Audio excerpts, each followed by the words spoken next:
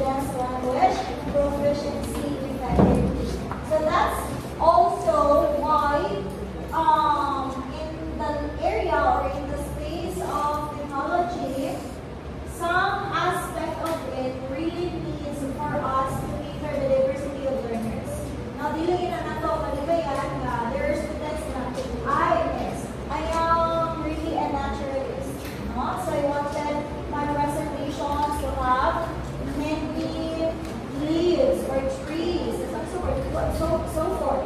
Well, it depends on you on how you're going to design your presentation once you already plan, as long as everything must be aligned. No? If, for example, if your topic will cater about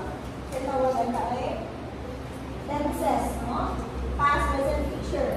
So, of course, you may use some trees or backgrounds sa past. Sa una, dahil kayo alternately sa una. Nakaroon sa present, ang nakulihan ng trees o mga buildings. Kunya, sa future, gamay na lang tayo o trees, so na lang ang tree, nadaghan na tayo ng building, no? Or na-open na din tayo. So, we are more civilized than before. So, in language proficiency po, in the area or in the field of language proficiency, teaching language is very essential because every day we are communicating, we are socializing, and dealing with many people, many individuals. So now, the 21st century characteristics. Hindi lang ito mawala ang characteristics sa 21st century. You have to prioritize collaboration.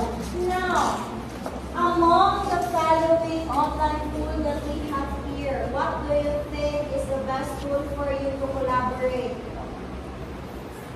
Someone? Ano galing? Ha? Nearpod?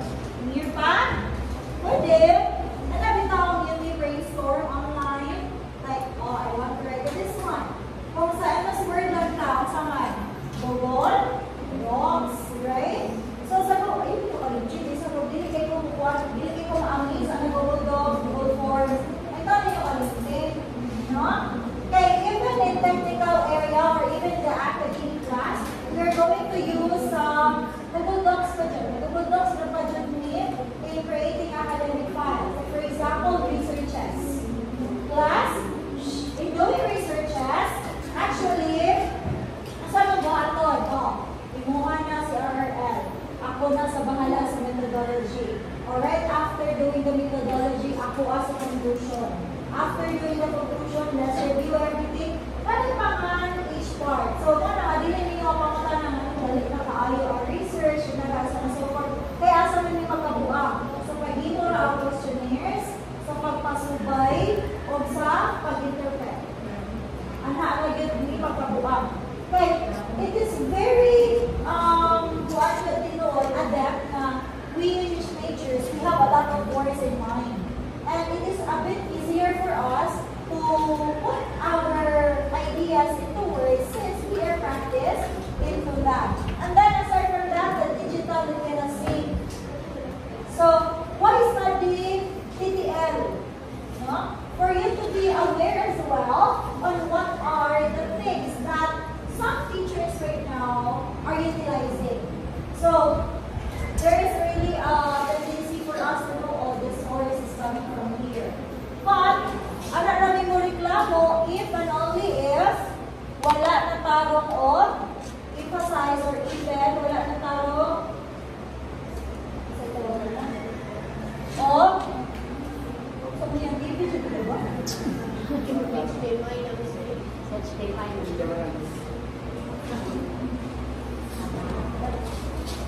Okay. And then, aside from that, we also have creativity. So, where can we say that we are indeed creative in our lesson? Through our strategies in teaching. So, saan ka po mga strategies in teaching nato class? You still remember the strategies in teaching?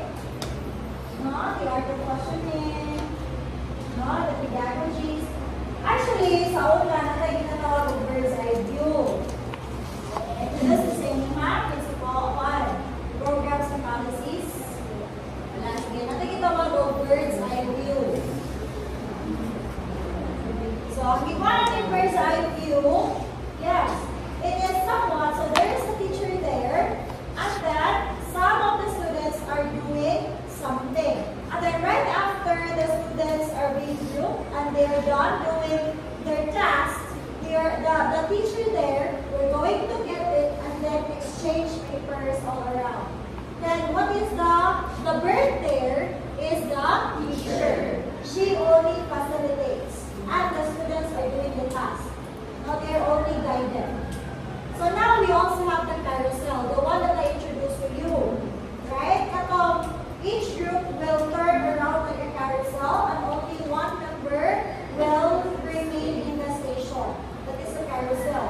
We also have bird's eye view, carousel, the initial grouping or the non-traditional grouping. So you're going to present in front. For example, I want my representative each, and so on and so forth.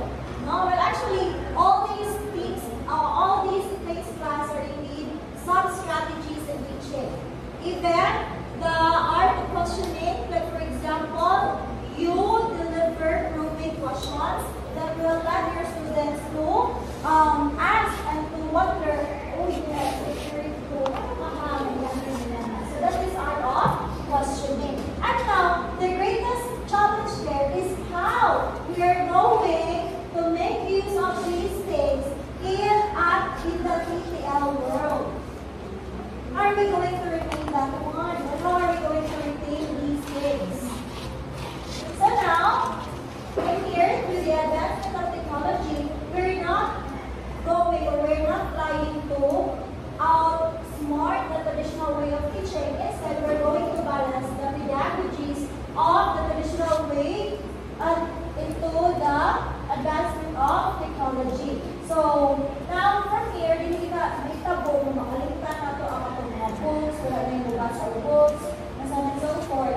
Because then again, technology is just our partner. No? They are somewhat our right hand to make things easier. Aside from that, we have also characteristics of effective language teaching. Everybody read? Environment prioritizes individual needs and goals, allowing for tailored instruction. Personalizing the learning experience fosters engagement and motivation.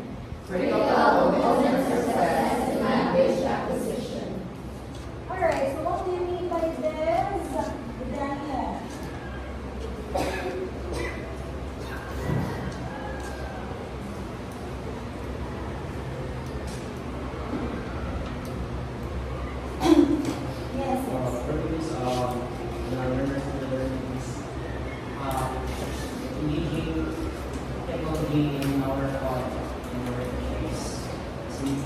Maximizing the experience that students can learn more about the topic. To learn more about the topic. Yes, Bernie.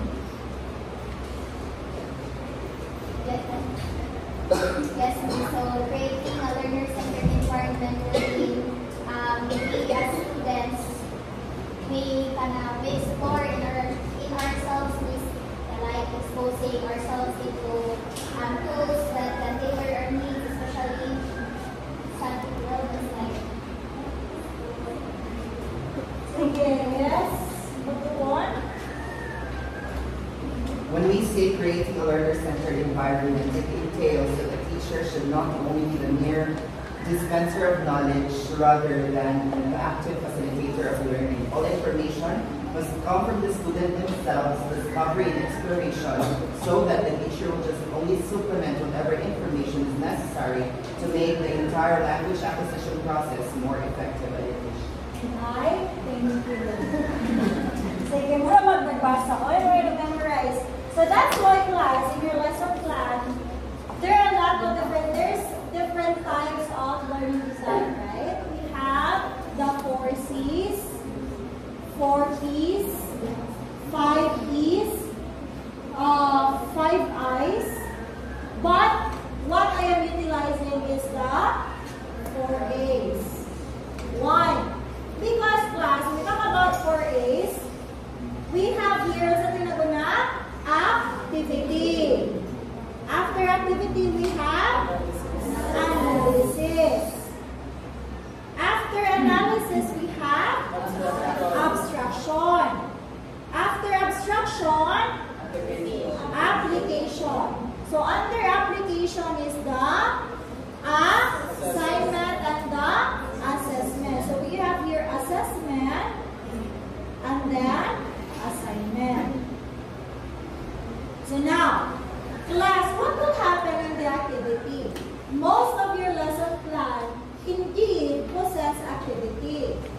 But what happens here? No? Some of you, naging mo sila tila, no? Indeed, class activity is already the motivation or even the engagement.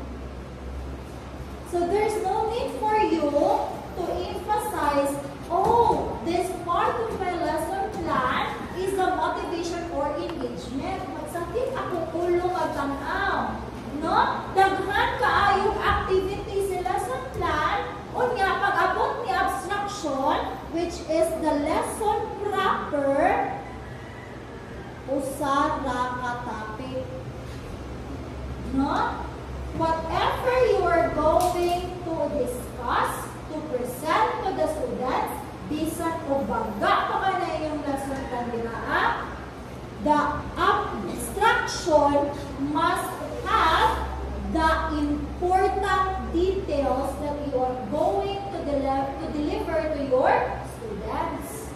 No? Similar on here.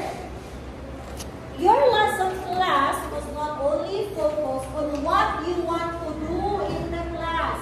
Instead, what you wanted your students to learn and to navigate inside your classroom.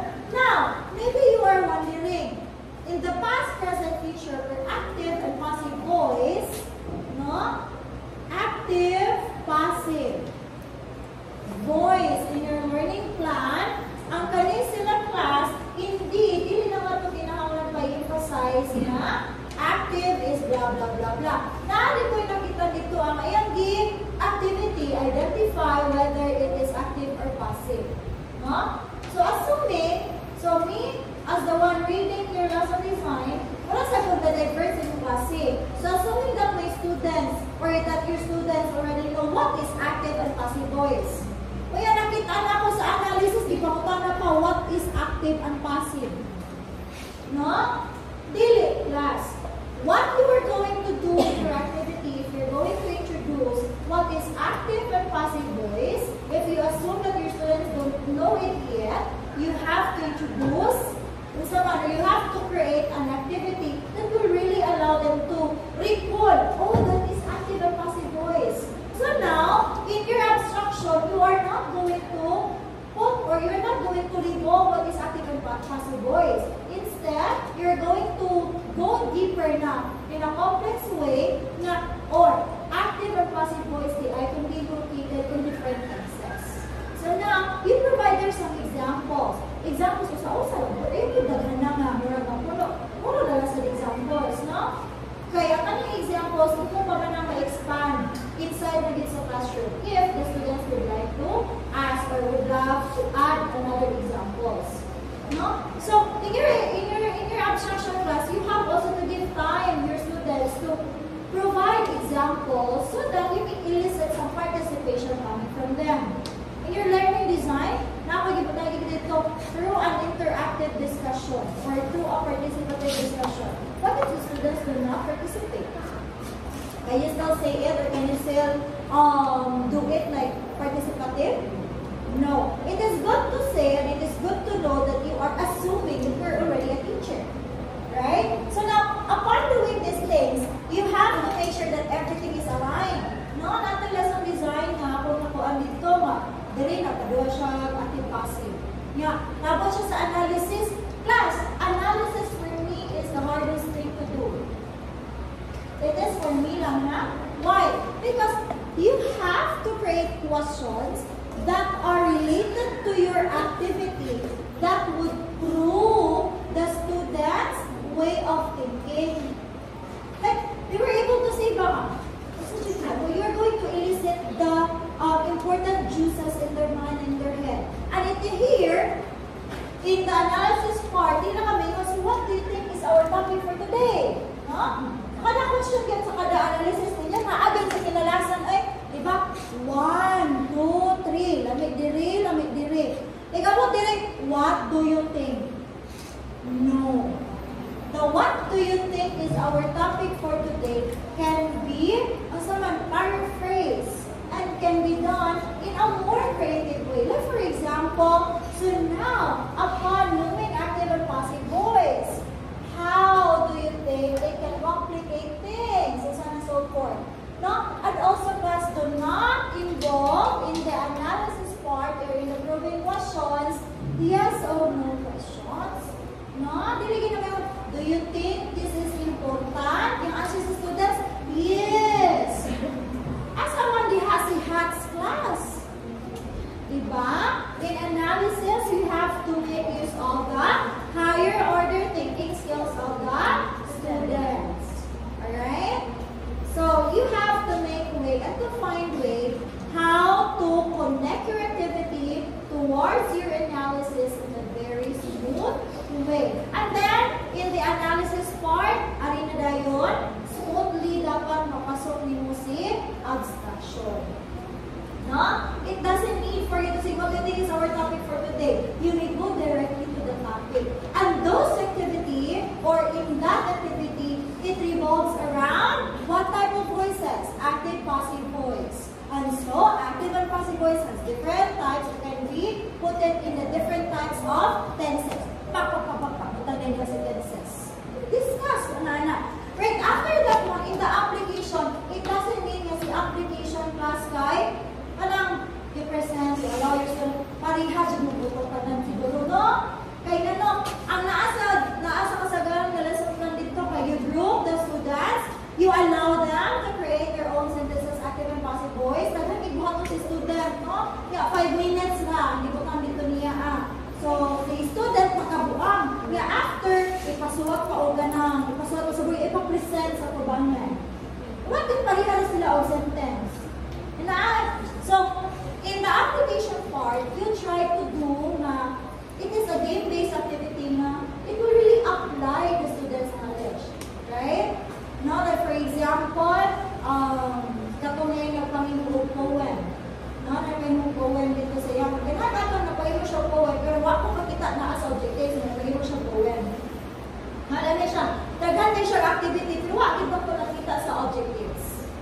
No? And then, in the assessment, nagparihatan na, no? Nag-quizzes o nag-Google form. In the assessment class, you may utilize any of those. As long as it is related.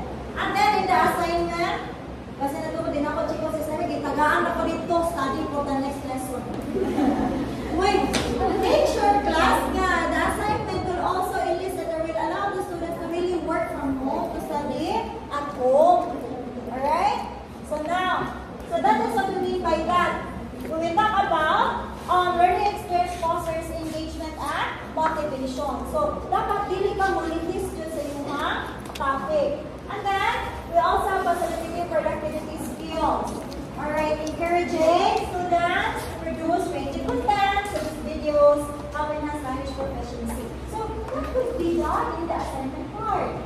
Right? So, at home, you may create a comic strip that allows two individuals to converse using active and passive voices. You may specify future tenses, and so on and so forth. Or you deconstruct the story, a story na yung dapat natin. Active voices lang dito. So, you elicit some powers or juices based on your students. Miss, ang chibabol ba ka na mismo? Makayaw ka ninyo. Durable ka ninyo. So, kaya ninyo, kaya sa masakita. So, you are the Old Testament of your own activity. So, kung ikaw yung activity na grabe kayo discipline, na pag-interview pa ang bata dito, asa pag-interview ba ang application? Sa interviewon. Na? And real-world context. And relation ang bata. And so, embracing the technology, so you just have to embrace and then deliver innovative instruction. So, update ko, naman din si PowerPoint presentation. PowerPoint punta, we have the so-called nearpad. Sinaydo. Napagpuy na ko ang ganina na nakalit na ko o discover. Ako yung mga itong class, sige na pag-discover.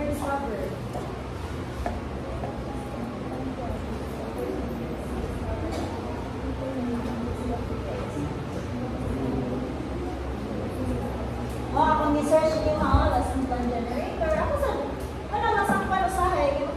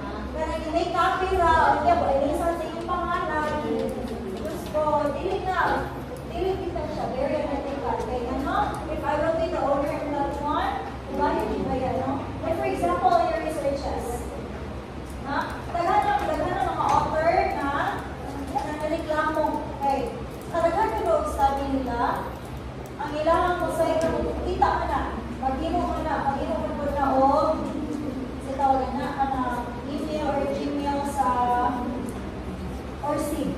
No? If you are contact, what you go for Orsid?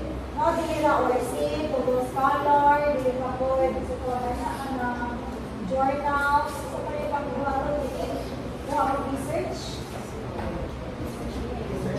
Oh, research gate. Dili na sila magawan. So, if your researchers or some of the researchers dili matarong on site, so what's the tawag sa nakatawag? No? So, now, productivity software. We also have practical applications, like scaffolding with applications. So, mali siya. This is my idea. This is the very ideal thing to happen in the classroom. In our detailed class. Now, what you're going to do is just to place your laptop and do your birthday. While we just navigate your one, and kita lang kung mga pambuhat, kita lang sa comfort. Research ang buhat ko, no? Because we don't have enough resources to as well. And then, utilizing blogs in real audiences. Maaari na makuha ninyo mga blogs. So, later on, in detail, ang inyong writing ng mga simulan, ito na siya to make use of your blogs. Platform, where students express themselves in writing, so on and so forth. My teacher before, when I was in college, very busy, parang nakapublish na siya o 200 ka study. Kaya ang nakasite sa iyang study kay almost 1,000 nakaplay. Kaya mo, every na ay makuha sa iyang study mo site, mukha na, dito ay nasa ilaha, wala na ang new form of kilig nila. Dili na daw, here's the rest na, kasi ang kilig nila ay notification sa Gmail. No, na, mapublish mo ang study na daw, basta sa kanyang journal. Na-site yung mga sa kanyang study. Kaya ba, ano na ang kilig nila dito? Okay. Sa lahat ito daw, every semester, we have to produce at least 5 publishable studies. No? Ano na? Saan ka na nila? Makita ba? Makita ito. Katulong ito. Karang magpayang. Dapat ko ito ng maestra eh. Nakalilas ko magpapili ng maestra. Pag nakuha na yun, hindi ka pwede kumawa. Asa ko ba doon? Ihawag kita graduate. Ako ba doon? Hindi ka na lang. So, real audiences. So, if you're a teacher, if you're going to face many questions, like examples of project, nakakalabi ka ba kung ang pinakabuhugan, pinaka-bright, o pinakalating na tao sa kalibutan? Ikaw, okay. Kasi yun ang mga pamangkana, makaparmit ito, pero okay na, obo naman sa mga participants. Utilizing productivity and software, we also have this one, as collaboration communication. Na mga tools na allows you really to navigate things in a collaborative way. Ako lagi ito itong Jamboard. Oh, yes. Ito ang masuya. Salamat ang tablet. Alternative. Sige, ito masuya. Engaging in project-based learning. So, class, kani siya wala na ako na-discuss last time. Okay. I thought, bakit na siya karoon. So, let's just, so we're gonna review, no? We have the PBI and PBL. PBI is the project-based instruction. So, what's naman siya? These are some of the project in the college. For example, creating journals, researches, anything that we create some project. And then, in the PBL, what's it called? Okay, project-based learning. So, in that way, the teacher